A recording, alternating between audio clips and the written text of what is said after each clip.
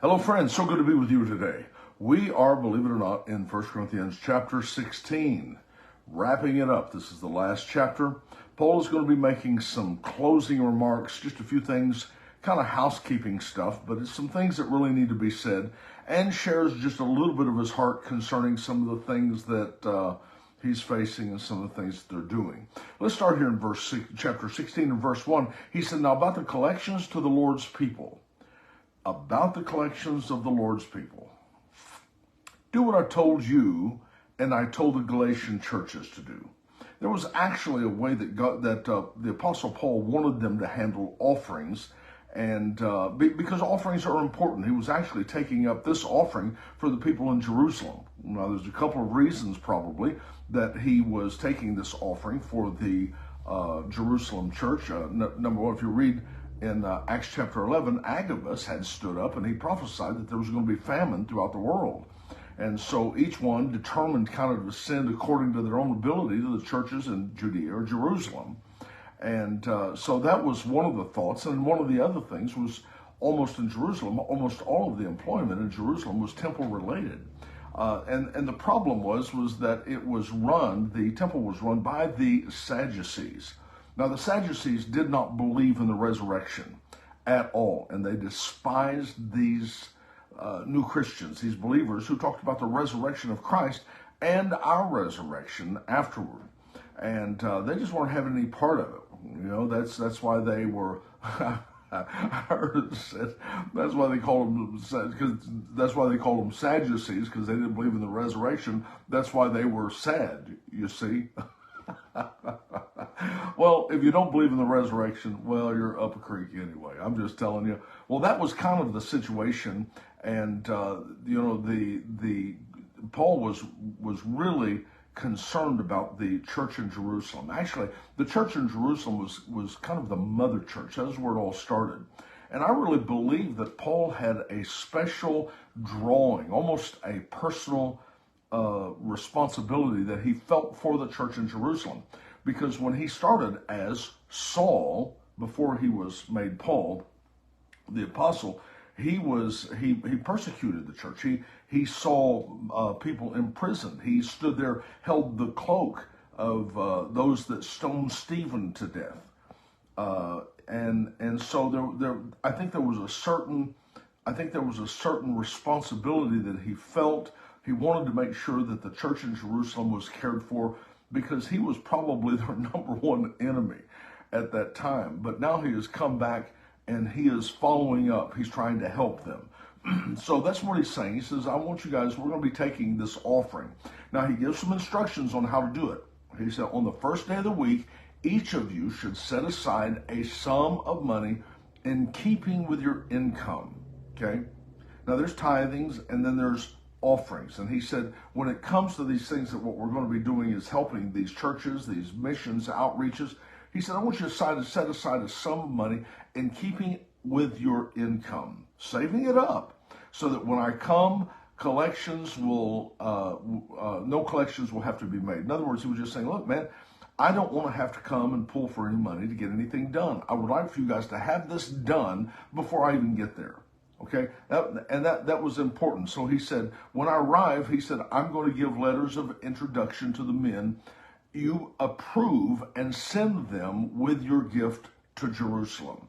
I'll make sure that everything is done right, and we want to use these men. I'm going to give them this letter of introduction. They're going to be taking an offering to the church in Jerusalem to help those that are poor, because they are very impoverished right now.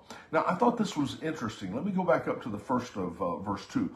He said, on the first day of the week, each one of you should set aside the sum of money in keeping with your income.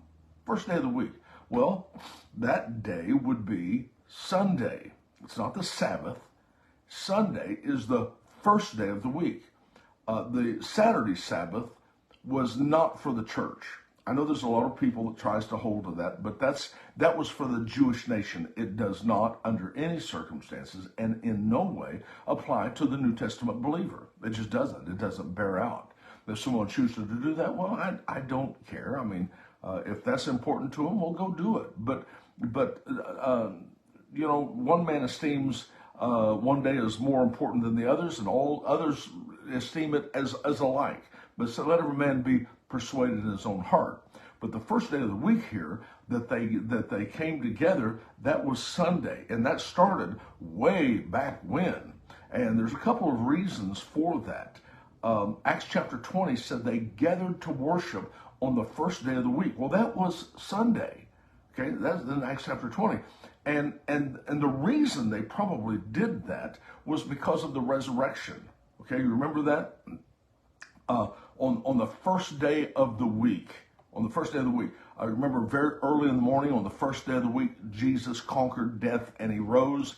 And then 8 days later, he appeared to his disciples, which was the first day of the week. That was on Sunday. So Jesus rose on Sunday, and he appeared to his disciples on Sunday, maybe at their gathering. But that was kind of the tradition that fell into place. There was no biblical reference to say you have to meet on the first day of the week. It was just in accordance with, that was when Jesus rose. So that's when the believers gathered together. And he said, when you guys are coming together on the first day of the week, bring your offerings together. This is a time for you to bring your offerings, okay? Now, verse 4 says, and if it seems advisable for me to go with them also, I can go with them. That's not a problem. This was something he was saying, we're wanting to send these people to Jerusalem to take this. And he said, I'm not planning to go, but if it's necessary that I go, I'll go with them. Well, he actually did end up going with them. Now, verse 5 says, after I go through Macedonia, he said, I'm going to come to you, for I will be going through Macedonia, and perhaps I'll stay with you for a while, or even spend the winter, so that you can help me on my journey wherever I go. For I do not want to see you now and only make a passing visit. In other words, I hate to arrange my trip to where I'm only seeing you for a day and a half or 2 days. He said, I don't want that. He said, I hope to spend time with you. That's what he said in verse 7. I hope to spend time with you if the Lord permits. Now, that speaks of the heart of a father who wants to disciple his son, his daughter, to build relationships. And I want to just affirm to you that relationships are spelled T-I-M-E. That's how you spell relationships. You're not going to cultivate a relationship with anybody in a 3-minute connection. You're going to have to spend some time with them. We've kind of joked, we have at our church, we have a group of golfers. And those of you that play golf, you know, it is a 4-hour commitment. That's just playing. That's not getting there, go through the 4 hours and then coming home, or if you go to eat together, or whatever the case is. And many of the people, when we first started here, they really, they knew each other casually, but they really didn't know each other. But by the time you go and sit in the cart with someone, week after week, 4 hours at a time, when you're with somebody 4 hours, you've gotten past the fluff stuff.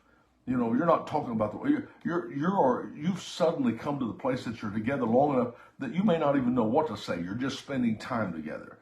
You're talking about deeper things. You're talking about deeper needs. That's and spending the time together gives the opportunity to truly see the underbelly of that individual and to truly be able to speak into their life in a very productive way. And I want to just say this also. If you're going to have relationships with people, you're going to have to learn what flexibility means. Flexibility is essential in relationships. It's essential in discipleship. As with any family, kind of like those of you that have big families, you go, I don't know what to expect. I'm going to attempt next week to do this, but I can't even guarantee that's going to happen because of whatever. So you have to understand that in relationships, if you're going to do that, flexibility is going to be necessary. And discipleship is the end result that you desire. And so that's what he was saying. He says, I don't want to just come through in verse 7. I don't want to just make some passing quick visit. He said, I'd like to spend some time with you if the Lord permits. I love that. If the Lord permits. That's flexibility, okay? Verse 8 says, but, he said, I'm going to stay in Ephesus until Pentecost. Now, he was not writing to Jewish people here. So Pentecost was a Jewish feast. But what Paul had done was just about everything that he did, it was kind of on the Jewish calendar mindset. He was always mindful, always aware, always open, always to minister to them. That was just how he thought. And so he said, I'm going to stay at Ephesus until Pentecost. And he spent 3 years in Ephesus. Now, here's the reason why he did. It's in verse 9. He said, because a great door of effective work has opened to me, and there are many who oppose me. Now, isn't that an interesting statement? I'm going to stay here because there's a great door of effectiveness, and there are many who oppose me. Now, of course, those who opposed him, if you remember, that was Demetrius and Alexander. They opposed him. They brought up this huge opposition. I mean, they had this arena of about, 20,000 people in Ephesus, and that was of the great goddess Diana. You remember they spent 2 hours chanting, "Great is the goddess Diana." That was purely in opposition to the Apostle Paul. I mean, they stirred up people and they went crazy. I'm just telling you, they really was. But you have to understand that Paul never saw opposition as a reason to miss opportunity. You can't approach things thinking only in the mindset of just opportunity. Yes, there's opportunities going to be there. Thank God for it. But sometimes the opposition is essential. Sometimes the opposition is the thing that brings your message even deeper. A lot of times, if people didn't give the attention, if they didn't give the focus, if they didn't go crazy on you, then you wouldn't draw the attention.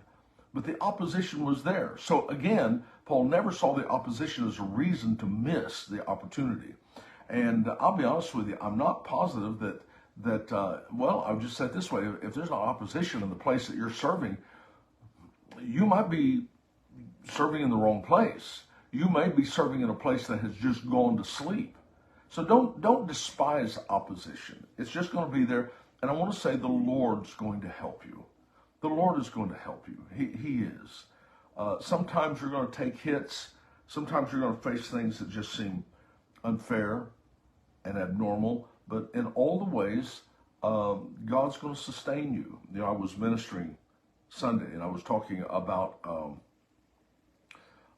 Jesus talked to Peter, and this was a time when he told Peter he's going to deny him. And he started off by saying, Peter, Satan has desired you that he might sift you as wheat, literally cut you out before the prime of your fruitfulness. And he said, but I have prayed for you that your faith fail not. And he said, when you recover, get up and go strengthen your brethren. Now that's an interesting thing. We don't understand that with almost everything we do, there's going to be opposition on some level.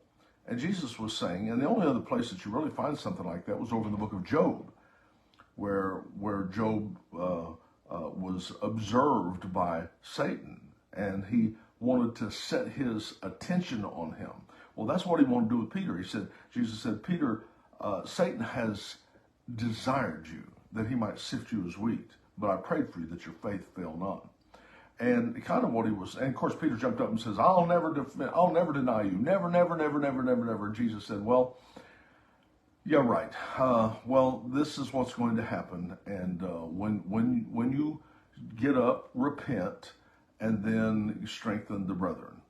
Now, and I want to just say, sometimes there's a time when Satan, you have an attack of the enemy, and the enemy hits you, and it almost seems like you can't stop it. Sometimes things hit you and just gut punch you, and you're laying on the ground sucking for oxygen. You're just trying to survive. And God says, no, come on. That's what I told Paul. He said, Paul, my grace is sufficient for you. Paul said, I sought the Lord 3 times that he might take this thing from me. He said, my grace is sufficient. We've always taken that in a passive tone. But if you'll also notice, Paul made this statement, I am what I am by the grace of God. What that means is that I'm empowered by the grace of God to fill that position. And when God said to Paul, my grace is sufficient for you, to do what? To empower you to fill your position and to do what needs to be done regardless of what the enemy does, to run him out or whatever the case is. So you have to understand that there's going to sometimes be opposition that's going to come. It's okay. Mark chapter 4 says, when the word is sown, Satan comes immediately. He comes with affliction, persecution, cares of this life, deceitfulness of riches, lust of other things. All of these things come for the purpose of the word to choke the word. Paul made that same statement. He said, because of the abundance of revelation that was given to me, there came a messenger of Satan, a thorn in the flesh, a messenger of Satan sent to buffet me, lest I should be exalted above the level of that word that I'm walking in. Satan will make sure that that doesn't happen. So I want to say that sometimes there's opposition, and don't think, well, you know, we have an opposition. Maybe we're not in the will of God. Sometimes you're in the absolute perfect will of God, and there's opposition that is there. But you guide your attention to hearing what God said, to doing what Jesus said. I don't do anything except I see my Father do it. I don't say anything except I hear my Father say it. Maybe that might be one thing that people are doing wrong in the first place, is the fact that they'll just go do stuff without ever knowing the will of God. And when things go wrong, well, maybe I missed it. Maybe I'm not in the will of God. Well, you know, do you have a word from God? If you have a word from God, then that should be the end of the conversation. I know God sent me. I know God sent me. I am where I am. I came here 30-some years ago, and I came here because I heard the Lord say to me, before you do anything else, come here. I remember that. To this day, I can tell you where I was sitting. I can tell you where I was. He said that to me. And opposition arises, certainly. That's fine. But my heart is anchored in the commission of what he said. So, Paul made that statement. He said, you know, I want to tell you something. There's a lot of opportunities here. Yes. But there's also opposition here. So keep your head in the game. All right. Now, verse 10 said, when Timothy comes, I want you to see that he has nothing to fear. Timothy was much more timid than Paul. Of course, I think everybody was much more timid than Paul. Timothy was kind of a mama's boy. He was only about 30 years old when this. And of course, Paul was 58 when he was beheaded. So this was a situation that Timothy was sometimes, you know, he had to tell him, Timothy, don't let anybody despise your youth. I don't know if he had this baby face or what it was, but he was saying, he said, when Timothy comes, make sure he has nothing to fear while he's working with you, because he is carrying on the work of the Lord just as I am. And verse 11 said, no one then should treat him with contempt. Don't you let anyone treat him with contempt. I don't care if you think he's qualified, not qualified, whether he has the experience. You don't treat him with contempt. That's what he was saying. He is a son to me. And then he said, when he's finished, send him on his way in peace so that he may return to me. And I'm expecting him along with other brothers. Now, verse 12 says this. Now, about our brother Apollos, which was a Jewish convert in Christ, he said, I strongly urged him to go to you with the brothers, and he was quite unwilling to go now. I don't want to go. I've been like that a lot of times. There'll be times when somebody would invite me to go someplace, and I just think, I don't go. I have no compelling to go. I don't want to go there. And he said Apollos, he was unwilling to go, but he will go when he has the opportunity. If he gets an opportunity, he will show up and he will do it. Now, he comes to verse 13 and says this, be on your guard. He said, I want you to watch. I want you to be on guard. Stand firm in the faith. Be courageous. Be strong. And then he gave them this little piece of information right here. Walk in love. Do everything in love. He's already discussed that over in the 13th chapter. He really talked about that and how everything works by love. So he's telling them, whatever you're doing, do everything in love. Verse 15 says, you know that the household of Stephanas, they were the first converts in Achaia, and they have, and I love this, the King James, King James says addicted. They have addicted themselves to the service of the Lord's people. The NIV says they've devoted themselves to the work of the Lord's people. What a great addiction to have. He said, I urge you, brothers and sisters, submit to such people and to everyone who joins in the work, labors at it. He said, verse 17, I was glad when Stephanus, Fortunus, and Achaicus, I can't get it out of my mouth, when they arrived, because they have supplied what was lacking for you. For they refreshed my spirit and yours also. And he said, I just want to say that such men deserve recognition. I might just throw this in here also. I believe in whatever venue that you're working in, don't forget the people that have done the grunt work, that have done, maybe they're not seen, they're not recognized, but they need to be, that they deserve recognition. Take just a moment and say, I'll say this, we had to have Bill. I don't know what we would have done without Bill. Bill and Lucy. Here's Lucy over here. How could we have made it? She was such a help in so many ways. And just go through and they deserve that. It's good for them. And it said they deserve recognition.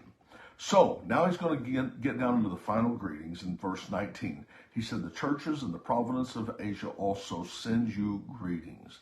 Aquila and Priscilla. Now these were tent makers in Corinth. They buddied up and teamed up with Paul.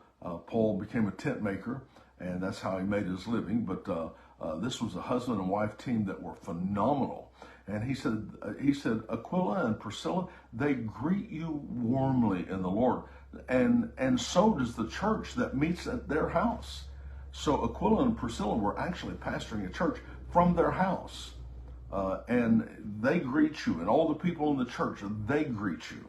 And then verse 20 said, all the brothers and sisters here send your greetings. Greet one another with a holy kiss. Now, that's an interesting phrase, isn't it? A holy kiss. You know, we don't do that too much nowadays. It was mentioned 5 times in the New Testament. It didn't have any romantic overtones. That's not what that was talking about. But he said, I want you to greet one another with a holy kiss. Embrace one another with a warm feeling. In other words, make them feel at home. Give them that sensation that they have a warm place in your heart. See, that's what people, do you know how many people, they attend church? I was talking to someone the other day. They said they had gone to visit a church, and they said it was the weirdest thing. Said it was a night, a lot of nice things happened, but they said when everybody filed out, he said it was like going to the movies and everybody just filed out. You know how when you go to a movie, people don't talk to each other on the way out. It's like everybody's in their own world. No one connects. No one. That should never happen in the church. That should never happen. You need to have your radar on, that you are finding people that you can go to them. And you don't have to kiss them, don't scare them, but you do need to embrace them in some way, shape, or form. Some people, you might shake hands with them. Some people, it's just a kind word to say, listen, your being here meant something to me. But you're making them feel at home. People need that. They need that. Someone else had left our church to move away, and they were trying to find another church. And they said, I believe it was like 2 or 3 times they attended the church. They went in, they sat down, they got up and left, and they said in those times, in those visits, not one person said anything to them. I thought, you got to be kidding me. That's unbelievable. Listen, you need to make it your mission that you're going to embrace on some level every person who graces the door of the church that you attend. You say, well, I'm a little inhibited. Well, get over it. Come on. Somebody needs you. Stop thinking of yourself. Stop thinking of your own insecurities. Somebody needs you, and you need to allow that to happen, okay? And so he goes on, verse 21. He said, I, Paul, write this greeting with my own hand. And so, and what that means is now usually they'll have a scribe that will do this, but they finish it with their own signature. They'll take it and they'll write out the last little part. He said, I, Paul, write this greeting with my own hands. So he's now using his own writing to authenticate it. And verse 22, he says, if anyone does not love the Lord, let that person be accursed. Come, Lord. You know, I think that's probably one of the simplest descriptions of what a believer really is. They love the Lord. I think that's probably the first thing that was discovered in my life. I fell in love with him. I loved him. I loved him. Dear God. Oh, I loved him. And he loved me. Nothing else mattered. Literally, nothing else even mattered. It didn't matter. He was all that mattered. I didn't care about anything else. He's all I could see. It's all I want. That's the simplest description of someone who's had an encounter with Jesus Christ and is born again. So amazing. So he said there in verse 23, the grace of the Lord Jesus be with you. And verse 24, my love to all of you in Christ Jesus. Amen. And that, my friend, is the conclusion of 1 Corinthians. Wow, we got through those 16 chapters. It was an amazing study. I'm just telling you, take some time. There's going to be a lot of questions that you're going to have. Now, again, some of the things, it was like the 15th chapter, there was no way possible. I'm talking about the resurrection. There's no way possible. It had 58 verses in it. And if I took 15 seconds per verse and try to say something about it, it would be longer than what you would be listening to. But it at least gives an overview and at least gives you something to think about and hopefully a little clarity. All right? I love you guys. Thank you so much. If you've enjoyed these, please leave me a note. That would be something very important to me. Let me know what you think about it. And in the process, we will continue to another book. Okay? You can go to jerryedmond.com. A lot of the things will have the entire New Testament. It's going to be chapter by chapter, verse by verse, the New Testament. If you really want to get into some in-depth study, that'll be a blessing. Okay? And I think that's it. Just go to jerryedmond.com. Thank you for joining me. Thank you for your friendship. Thank you for being my friend. Thank you. It's very special to me, and it's a treasure that I hold dear to my heart. And I'm looking forward to seeing you in the next book. I'll see you then. Bye-bye.